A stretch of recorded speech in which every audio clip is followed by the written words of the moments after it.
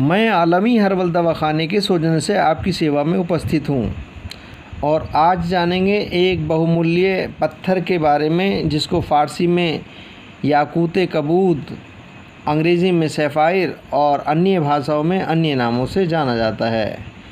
मशहूर और बहुमूल्य पत्थर है जिसका नाम नीलम है।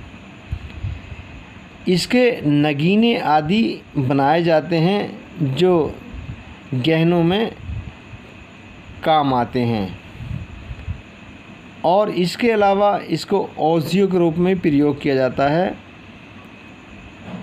रंग इसका नीला चमकदार और स्वाद इसका फीका और ये गर्म खुश्क होता है। इसकी मात्रा 1 से 2 रत्ती तक हुआ करती है और ये आई साइट को इंक्रीज़ करता है यानी दृष्टि को बढ़ाता है, शरीर के जहर को नष्ट करता है, रक्त को सुधारता है और शरीर के अंगों को शांति प्रदान करता है, खुश्की पैदा करता है।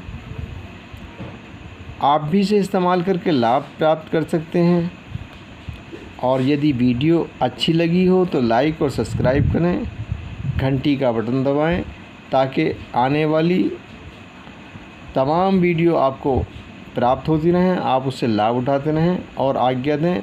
फिर मिलेंगे किसी अन्य वीडियो के साथ। आदाब।